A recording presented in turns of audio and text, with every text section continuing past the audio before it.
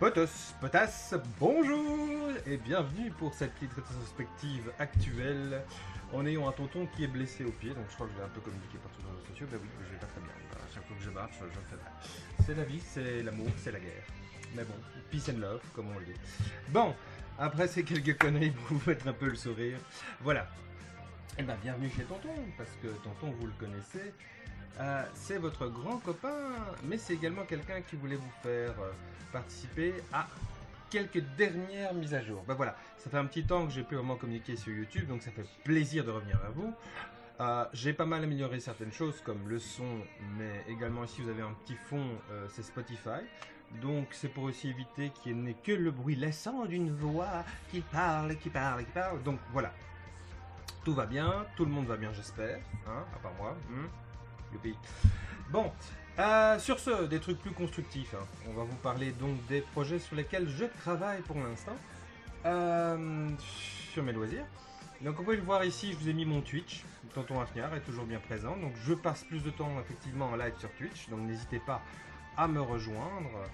Donc vous connaissez bien ma petite photo avec l'artefact que j'avais fait il y a quelques années pour le fact. Ça tombait bien, ces photos étaient géniales.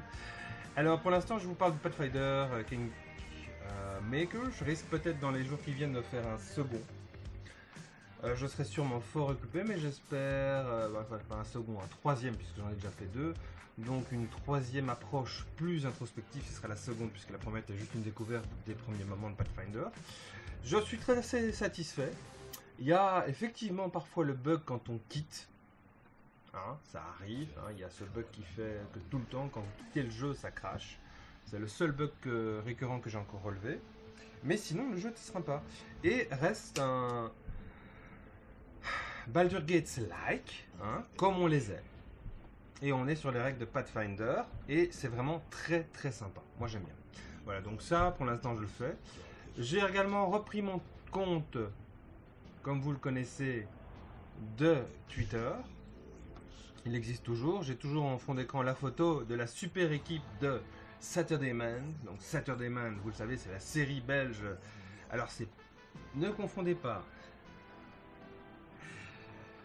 Ce n'est pas ce que vous pensez. C'est vraiment... On est vraiment ici dans le délire de faire des héros à la japonaise. Donc là je suis en train de douter du mot.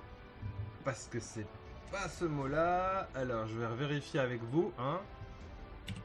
Saturday Man, parce que je dis non, ne fais pas la comparaison, ne fais surtout pas cette conteneur. La série des 80s belges qu'on connaît tous, voilà. Alors, c'est effectivement un super projet qui se base un peu sur tout ce qui a été fait à l'époque du Club Dorothée avec Bioman et tout ça. Alors, le mot que je cherche, est-ce qu'ils sont sur Wikipédia? Oui, ils sont sur Wikipédia. Alors, série adaptée, fantastique science-fiction. Ouais. Genre, ils le mettent pas, hein. Ils ne le mettent pas. Les aventures de Saturday ils l'ont mis. C'est une très bonne série, mais bon, voilà. Tout pour vous dire, je voulais faire la comparaison entre ce qui se fait que les gens regardent parfois chez eux à la maison en écran privé et Saturday Man, qui est vraiment une apologie du cinéma et des séries des années 80-90, surtout concernant tout ce qui est allez, Bioman et compagnie. D'ailleurs, Bioman, je sais pas si on va encore trouver le mot que je cherchais. Un Sentai, voilà. Ah voilà, c'est ce qu'on appelle un Sentai. Voilà. Ne pas confondre avec les Hentai. Hentai est pour les personnes adultes et qui veulent regarder ça en privé chez eux. Et Sentai, c'est pour les jeunes et les plus anciens qui sont aussi été jeunes, voilà, hein, qui ont aussi été jeunes, je reprends ma phrase. Voilà, c'était ça. Le cafouillage dans cette direct. Bah, je vais le garder hein, parce que je vous aime et qu'on a le droit tous de se tromper. Donc c'est un chouette Sentai sur lequel j'avais tellement été crowdfunder où j'avais également pu mettre ma photo. Et je pense que je dois adapter ma petite fiche là-dessus parce que c'est vrai que je n'ai pas mis. Mais bon, voilà. C'est toujours un plaisir de revoir vos gueules, hein, puisque Samuel et compagnie, on vous passe souvent dans la réalité. Hein. il n'y a plus vraiment des soirées parano, des soirées réservées aux gens de tout ce milieu-là. À part peut-être les kinos, que j'aime beaucoup. D'ailleurs, les kinos, si vous voulez plus d'informations, il suffit de me contacter. Là, je dois en produire un, mais c'est toujours difficile, surtout quand on est un peu handicapé du pied. Hein, donc, je comprends de plus en plus les gens qui vivent des handicaps, c'est pas toujours facile. Alors, donc, Pathfinder, je vous invite à le découvrir.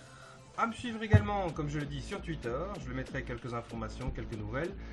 Et sur Facebook, pour ceux qui m'ont de copains, ça existe toujours. Mais voilà, Tonton, vous le savez, n'utilise plus sa page officielle Tonton parce que finalement, ça me prenait tellement de temps et... on manque de temps parfois. Donc je suis resté un peu plus cadenassé. Et sur YouTube, vous pouvez également me trouver. Max Afnierson, si je me souviens. YouTube... Est-ce que j'ai encore Max Je pense qu'il existe encore. Ouais, Max Nafierson, c'est ça. Et sur là, vous pouvez toujours me trouver. J'existe toujours. Il y a toujours différentes vidéos qui sont mises en avant, qui sont sympas. Avec les aventuriers sans XP de Corpus Genesis, on va y revenir. Corpus Genesis qui continue en France, du côté de Paris et d'autres grandes villes françaises. Alors... je vais déjà finir ceci, comme ça vous irez vous-même vous connecter, et puis ce sera mis sur YouTube, donc vous reverrez effectivement mon truc. Et j'ai posté récemment l'interview d'Andrea Di Stefano. C'était une interview qui faisait planter tout le temps mon PC. J'avais même changé toutes les cartes graphiques et autres, mais en fait chaque fois que je montais la vidéo, j'avais le CPU et GPU qui montait au niveau tellement c'était long. Donc il faut peut-être, tellement j'avais mis de choses dessus, donc il faut peut-être, je vais essayer un peu plus de me résumer dans les interviews que je fais, mais voilà. Donc je vous laisse aussi. Alors, on va revenir tout de suite à Corpus Genesis et à Dien Disposito, mais je vais d'abord voilà Ragnarok. Ragnarok, pour ceux qui ont connu, c'est un super jeu de rôle grandeur nature auquel j'ai participé en tant que joueur, mais également à mon année en tant qu'orga quand ils ont fusionné faire la deuxième refonte. Donc je ne parlerai pas de la deuxième refonte parce que maintenant j'y participe plus, mais en tout cas je peux passer la première refonte qui était géniale. Alors cette première refonte, je vais essayer de vous montrer ce qui était génial, donc je pense que je l'ai mis là. Voilà, le monde de Ragnarok, c'était donc un monde médiéval fantastique assez intéressant. Alors, j'ai joué un groupe d'insulaires qui venait d'un peu plus bas ici et qui avait immigré, je vais vous le montrer là, qui venait un peu plus bas ici et qui avait immigré jusqu'au Midgard, où là on s'est finalement fait décimer alors qu'on avait compris le fonctionnement du Wargame. Donc il y a eu une incompréhension qui s'est passée entre nous et le duc, parce qu'on fonctionnait comme duc. Ensuite il y avait, si je me souviens bien, les comtes, et en dessous des comtes il y avait toute la magistrature non nommée, les barons, les vicomtes, les chevaliers. Et c'est un peu dommage sur un gars qui devait un peu gérer le greffier, qui jouait magicien, que la magie était interdite. On s'est un peu tous mal compris et on a fini par une extermination de notre groupe. C'était toujours très sympa. Mais ça m'a permis par après d'aller... et d'ailleurs eux aussi, parce qu'ils sont fait juste exterminer par une décision d'un des dieux, juste à la fin. Donc ils nous ont exterminés, les orgas voyant que ça fonctionnait le camp, les ont exterminés. Et puis on s'est tous retrouvés finalement les uns avec les autres au Terra Ferra. C'est-à-dire dans les terres sauvages. Notamment. Et là on a commencé ce qu'on appelait le Wargame, qui était assez sympa. Le Wargame que je vais vous montrer, où j'ai géré plusieurs logins, ou alors ça fonctionnait comme ça là, un bon vieux Wargame à l'ancienne, avec ce qu'on réalisait en timing dans le jeu, qui finissait dans ce côté inter-timing, dans ce qu'on appelle le Wargame. Alors le Wargame nous permettait d'avoir des troupes, de construire, de récolter, et c'était vraiment assez intéressant parce qu'il y avait aussi une phase d'exploration. Et donc on avait tout ce qui devait être occupé à essayer de découvrir. Là c'était du côté de la ville de Ragnarok, qui était la ville principale. Il y avait des défenses, il y avait également d'autres troupes. Il y avait également là, je me souviens, cette couleur, si je me souviens bien, c'était les marchands organisés qui étaient en même temps le mauvais œil, qui étaient les gros méchants. Bon, pas vraiment un gros méchant, mais c'était la mafia quoi. Alors là c'était nos endroits où on cultivait des choses, si je me souviens bien. Ouais, c'était la grande assemblée, c'était ça. Il y avait plusieurs batailles, voilà, j'avais fait des trucs sur les différentes informations qu'on avait. Et tout était géré en fait par un serveur qui l'est encore aujourd'hui. Hein. Mais ils ont mis down le Wargame le temps de faire la seconde version. Donc moi je n'y connais plus rien à ça parce que je n'ai malheureusement plus le temps d'y participer. Ah oui, on peut pas non plus tout se couper. Mais le Wargame était extraordinaire. Là j'avais envoyé un éclaireur pour découvrir certaines choses de ce côté-là. Il y avait notamment... À ce moment-là, notre grand ennemi qui était le canne sauvage du nord des terres, je crois qu'on appelait ça en terre de feu, c'était le sud, au nord c'était le givre, à l'est le vent et à l'ouest l'eau, quelque chose comme ça. C'était comme ça qu'on représentait les points cardinaux. Mais c'était assez intéressant. Donc vous voyez des trucs comme ça qu'on pouvait construire, quel jeu j'avais accès, que je pouvais regarder quand je gérais certains profils. Donc c'était vraiment intéressant. Et puis il y avait toujours la possibilité de bouger toujours au fait dans 6 directions. C'était assez intéressant. Ça mettait une autre ambiance et surtout ça permettait d'avoir aussi un jeu beaucoup plus dynamique. Et puis il y avait aussi des réunions qui se faisaient dans la Porte Noire qui est le café des rôlistes belges qui se situe à Bruxelles. Donc parfois les gens font tout le trajet de la Belgique pour venir juste un soir faire la fête et voir les autres et aussi négocier des choses. Donc c'était assez sympa. Ça mettait une autre tendance qu'on ne trouve pas dans les jeux de rôle qui sont plus vidéo, c'est-à-dire une réalité et plus de négociations. Il y avait des échanges qui pouvaient se faire aussi. Donc il y avait vraiment beaucoup de choses qui étaient intéressantes. Là je vous montre un peu différents trucs et panels. C'était un peu trop vite, mais vous voyez il y avait chaque fois des images dans le char de guerre qui était extraordinaire. J'en ai perdu un d'ailleurs. Tous les autres qui étaient là, ouais non, n'attaque pas encore, n'attaque pas encore. Et là il se passait un truc, je vois un truc et j'ai dit, bon bah les gars il faut réagir, l'autre il répond pas dans le groupe. Et on devait se coordonner comme ça, c'était assez intéressant. D'ailleurs ceux qui l'ont mieux fait, ce sont ceux qui ont repris en main le Midgard, qui était une petite équipe de petites jeunes, qui avaient carrément mais tout un centre de crise via TeamSpeak et forum compris, où ils décident du destin. Toi tu fais ça, alors on a besoin de ça, qui peut faire ça. Ils sont bien montés dans les technologies. Mais ils sont fait latter par les gros méchants vampires. Et puis, les morts-vivants de... Si je me souviens bien le nom... Alors, c'était pas Yalanovi, c'était la Malkovie, c'était ça. Voilà. Donc c'est assez intéressant de voir aussi tout ce à quoi on avait accès. Voilà, vous voyez... On répondait, des choses comme ça. Aux gens, c'était assez intéressant. On pouvait avoir un prisonnier, et on en avait un. En plus, les gars nous ont appris que notre prisonnier était un vrai joueur. Donc on avait carrément capturé un gars qui a commencé à devoir s'enfuir à l'event qui avait suivi et de se faire libérer par ses copains du mauvais oeil. C'était assez comique.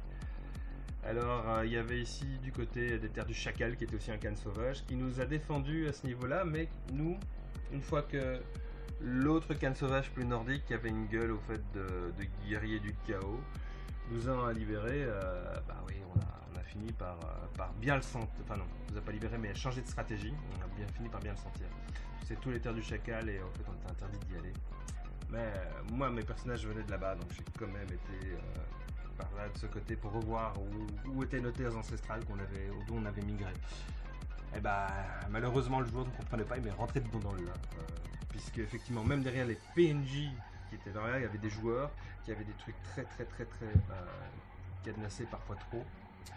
C'était un peu dommage ce niveau-là parce qu'ils ne comprenaient pas toujours ce que faisait le joueur. Or, l'importance des joueurs, c'est qu'ils changent la trame scénaristique. Et que, pour moi, en tout cas dans ma vision des choses, un scénariste doit s'y adapter. S'il ne s'y adapte pas, ça provoque beaucoup de problèmes. Et ce qu'on a beaucoup comme problème dans le monde du jeu de rôle grandeur nature, même avec ce genre, c'est le TGCM, ta gueule c'est magique, qui est la réponse formulée par un regard du style j'ai ma trame scénaristique à suivre, j'en ai rien à foutre ce que vous avez fait, je vous dans le tas. Malheureusement, ça arrive dans tous les grands GN, Maslar, où finalement les orgas mettent un rôle à un moment donné, parce qu'ils veulent rediriger vers quoi ils veulent. C'est un peu dommage, mais ça fait partie, je pense, des choses. On a eu des révoltes aussi, que le mauvais œil avait favorisé. Voilà, il y avait différentes cartes avec différentes couleurs qui indiquaient le type de surface. Donc gris c'était cendre, c'était ravagé avec des collines et des arbres morts. On avait également des collines, on avait des arbres, on avait des collines avec des arbres, on avait des arbres. On avait également chaque fois les cases bleues avec le petit point bleu, c'est là où il y avait effectivement un petit, comment on appelle ça encore, un petit cours d'eau qui passait, ou un lac. Ici je pense que quand on avait un truc à rouge, c'est qu'on avait la présence d'une armée puissante qui était signalée. Donc parfois on ne voyait pas l'armée mais on voyait qu'il y avait un souci, je pense que c'était ça. Ou un barrage militaire, je ne sais plus, des défenses. Où on ne pouvait pas passer, mais je ne sais plus, il y avait effectivement quelque chose là-dessus. Donc c'était, voilà, bon, c'était une unité assez sympa là que j'avais voulu produire. Et ben voilà, là ça vous voyez un peu, il y avait création pour créer les choses, territoire à gérer, les bataillons à gérer, les marchés, les ressources à faire, les productions qu'on pouvait faire. Il y avait les messages qu'on devait gérer, la diplomatie également, on gérait également les... Pour chaque entité qui existait dans le jeu, donc chaque faction, chaque sous-faction, on pouvait gérer le comportement de nos armées. Et quand vous n'étiez pas au courant, ça c'était l'horreur, j'ai eu le coup avec le chacal parce que j'étais... Il s'en fout quoi, il va juste buter mon épée. Bah non. Le chacal n'avait pas apprécié que j'aille sur cette terre, donc il a envoyé un détachement d'armées mort-vivants et autres ravager toutes mes terres. Mais je n'étais pas au courant. J'avais 2 colonies, donc ma première colonie, au bout d'une semaine, je dis, hein, il s'est passé quoi? Je retourne dans mon historique et je vois que vous êtes fait attaquer par le chacal. Dégâts. Première attaque qu'il a faite n'avait fait aucun dégât. Et je dis, ah bah tiens, ça va. La seconde qu'il a faite, il a ravagé toutes mes troupes.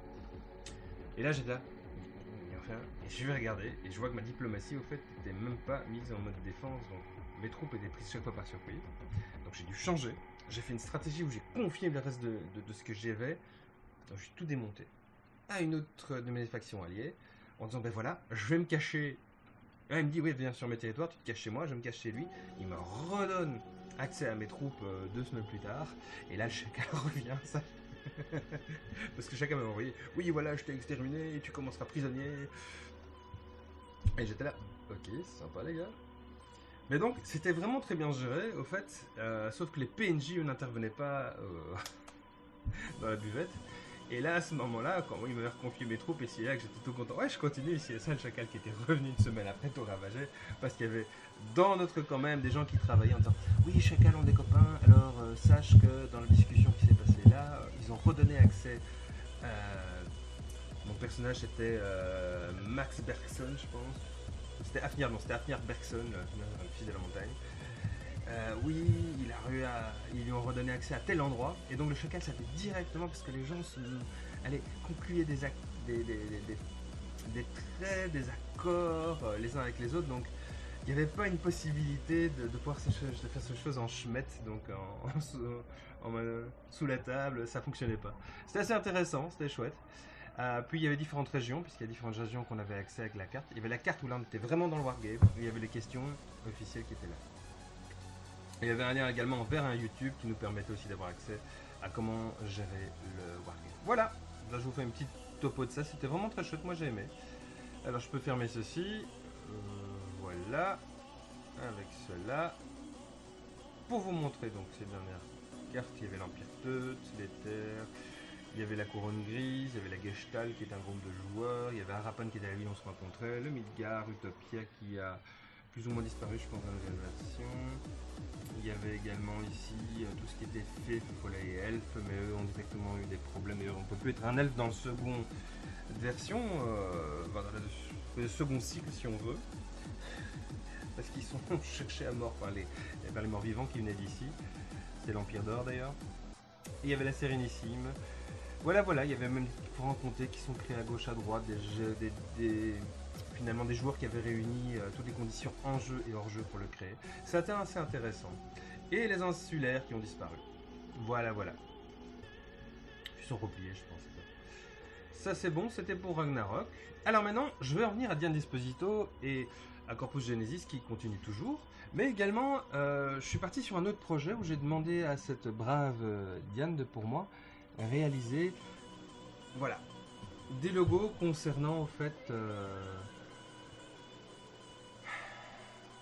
comment vous expliquer ça, mon jeu de rôle que j'ai fait découvrir dans différents cafés, dont notamment le Meltdown Brussels, et à différents joueurs qui sont joués différentes parties qui ont adoré. C'est un un jeu de rôle papier, donc sur table, comme du Donjon et Dragon, comme du Warhammer, mais il est en base 10 et il est dédié à un monde post-apo. Alors voilà, ça c'est le logo officiel de Nuka Down, c'est super génial, moi en tout cas je suis fier de vous le présenter. Petit à petit ça se construit. J'ai déjà construit pour une aventure à Liège, donc ça je l'ai déjà fait découvrir à des joueurs. Maintenant je suis en train de travailler comme un malade sur le monde de Bruxelles. D'ailleurs Bruxelles, B-R-U-X-H-E-2-L-E, c'est un peu ce que je suis en train de développer comme scénario dans le cas de Nuka Down. C'est l'enfer bruxellois, donc les gens sont dans les égouts pour les plus crades et ceux qui sont le plus atteints. Ils sont également dans tout ce qui sont les tunnels d'entretien de contrebande qui relient entre elles les stations du futur métro bruxellois, qui pour moi est beaucoup plus énorme que ce qu'on connaît aujourd'hui, ce qui est logique, puisqu'on est en 2129, soit 50 années après une explosion nucléaire en 2079. En fait, c'est un ravage de deux blocs qui sont les États-Unis d'Amérique, qui sont restés tels qu'on les connaît, impérialistes et va-t-en-guerre, avec un nouveau groupe, on va dire politique, qui est formé du Parti communiste qu'on trouve en Chine, mais également en Corée du Nord. Donc ils se sont mis sur la gueule tous les deux. Et ils se sont ravagés mutuellement en laissant une brume toxique ravager le reste d'une grande partie du monde, notamment l'Europe. Et donc c'est là-dessus que je plonge mes joueurs, c'est 50 ans après ce premier fléau, puisqu'il y en a eu 3, donc petit à petit ça explique pourquoi est-ce que nos régions sont ravagées, pourquoi il n'y a pas grand-chose comme survivants, comparé à d'autres régions du monde où il y a d'autres problèmes, donc ce sera aussi abordé petit à petit. Mais donc dans ce Nukédom, dans cette ère du nucléaire, vous vous trouvez finalement plongé dans la survie, et notamment pour Bruxelles dans les tunnels des métros et pré-métros de Bruxelles. Il y a beaucoup de factions, mais c'est un peu réaliste par rapport à la pigmentation politique belge. Voilà, je vous montre d'autres logos qu'elle a fait, très bien d'ailleurs, en noir et blanc. Voilà, je suis peut-être un peu plus décalé. Voilà. Merci à toi Diane en tout cas pour ce que tu as fait, en noir et blanc. Voilà, ça c'est le résultat de son travail, que je ne peux que remercier. C'est formidable ce qu'elle a fait et ça permet aussi à mon univers de naître au fait. Et de petit à petit pouvoir se déterminer. Surtout que j'aimerais d'ici peu avoir des vendredis soirs où je peux aller faire ce genre de parties, puisque je suis toujours occupé moi les vendredis soirs avec le boulot, la famille aussi parfois. Voilà. Alors j'étais sur Diane, donc vous pouvez la contacter, c'est une très bonne créatrice, illustratrice, mais également designeuse, que je remercie énormément, hein, c'est Diane, voilà, merci à toi Diane. J'espère te revoir d'ailleurs quand je viens le 7 juin du côté de Paris, ce sera très short pour ceux qui seront à Paris, je serai là de 20 à 22h le 7 juin, donc ça va être vraiment très short, puis je dois aller rencontrer deux autres amis qui me logent, et je leur remercie d'ailleurs, Antoine et Pauline. Voilà, donc je mettrai une publication de vidéo sur mon Max Afnerson, un petit pouce de temps en temps, ça me ferait bien plaisir les amis. Je fais le zot, mais bon, on fait avec. Alors voilà, pourquoi je vais à Paris et également du côté d'Angoulême, c'est parce que je suis nommé dans le jury du CNAM ENJEM. Donc c'est une haute école française du côté d'Angoulême, qui est l'École nationale du jeu et des médias interactifs numériques. Donc je vais découvrir 13 projets. Alors je remercie déjà May, que j'ai souvent pour l'instant par mail, qui doit m'envoyer tous les différents trucs importants, mais également la personne qui m'a invité, qui est Eric Leguet, donc qui est un professeur au Gobelin, mais également à cette école, qui juge le CNAM ENJMIN comme étant l'une des plus prestigieuses écoles de jeux vidéo françaises. Donc déjà merci au président, à l'école. Et il y a d'ailleurs une demande, je ne fais pas souvent, c'est que je vais devoir un reportage en néerlandais là-dessus. Ja, dus een van de obligatie, ik heb voor deze jury, waar ik zal een lead van de jury zijn, is een korte video te maken. Een korte video in het Nederlands. Dus het is waarom ik ben in het Nederlands nu aan het spreken. We zijn zaterdagmorgen, ik ben nog een beetje in de goeiemorgensfeer, ja, dat weet ik. Maar ja, dus het is een hele goede opportuniteit voor mij. Dus ik zal een beetje daar 13 projecten, denk ik, ontdekken. En ik zal een kleine samenvatting in een van mijn video's maken. Dus het is een goede opportuniteit, maar gewoon een goede voorbeeld dat elke Belg die doet een beetje video, die is een passie voor spelen gamen op computer kan maken. Voilà. Het was mijn kleine woorden in het Nederlands. Bedankt om te kijken en ook een kleine vinger up voor mijn YouTube-channel, daar, Max Hafniassen, is belangrijk. Dus kerels, als jullie willen, jij mag. We zijn toch tussen de bergen.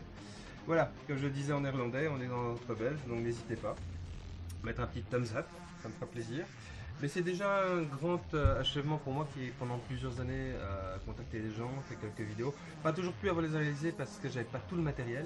Donc cette année, je vais pouvoir d'ailleurs le réaliser grâce à ça et tous les objets que j'ai achetés pour pouvoir stabiliser les vidéos avec ce type d'appareil qui est un iPhone.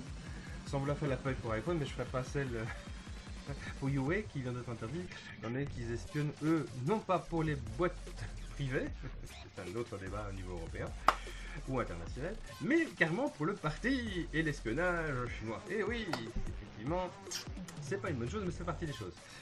Et là-dessus, voilà, je voudrais donc, vous me découvrez le 5 et le 6 juin, je ferai quelques petites tweets, quelques petits reportages vidéo que je publierai. Peut-être en direct si ça fonctionne bien, si j'ai accès à un bon wifi, qu'il n'y a pas de problème, on verra. Hein. Mais donc pour vous dire, ce qui est assez merveilleux, c'est donc que le 5 et le 6 juin 2019, je serai en direct d'Angoulême pour le CNAM Eng Min et le jury pour les premiers masters.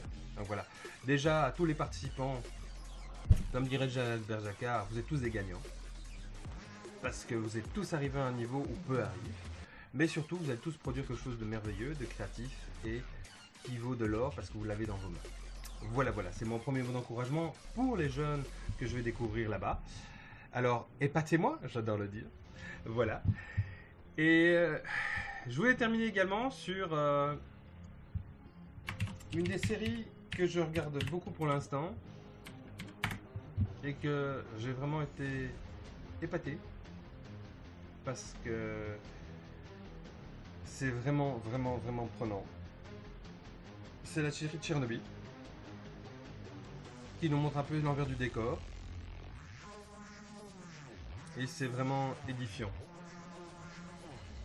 D'ailleurs, je vous le conseille parce que on tombe un peu vraiment de sa chaise quand on se rend compte de la réalité et du fait que les politiques souvent sont totalement détachées de ce qui est important et réel pour le citoyen. En plus, à la veille des élections européennes pour les Français, les Belges et d'autres pays, mais également à la veille des élections fédérales et régionales en plus en Belgique.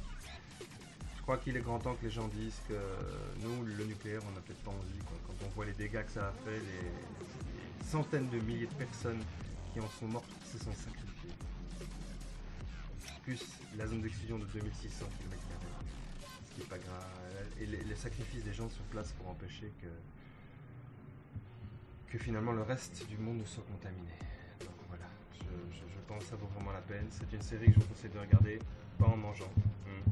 Mais une série que je vous conseille de regarder pour un peu réaliser le danger du nucléaire qui n'est pas, comme les Français ont dit, quelque chose qui s'est juste arrêté à la frontière géographique. Ça concerne le monde.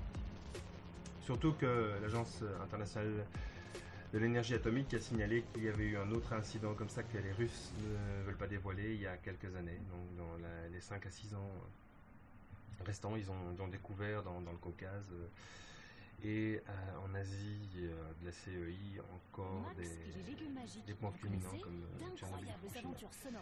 Donc il y a d'autres choses qui se passent, on n'oublie pas évidemment parce que les États ne changent pas, mais les problèmes de gestion de ce genre de crise existent toujours. Donc c'est conseillé, je pense, d'un peu ouvrir les yeux et de ne pas rester aveugle à ce genre de problème.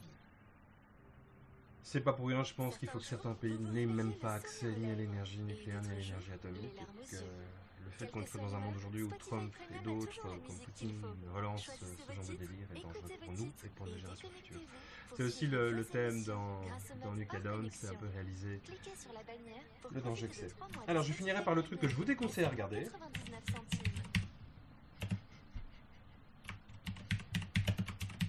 Mystère et damnation. C'est Resistance de Star Wars. C'est vraiment mauvais. Je m'en gratte les cheveux. C'est l'horreur. C'est l'horreur, c'est mauvais, c'est pas bon. C'est du Jar Jar Binks tout le temps, quoi. On est à vomir ce que Disney a produit, quoi. Si vous étiez déçu de Solo, eh ben c'est que vous avez vraiment pas vu la pire des daubes que Disney nous a vendu. Voilà, je vous le conseille. de ne pas le regarder. Ou alors de faire votre avis, comme je le dis toujours. Faites-vous aussi votre avis.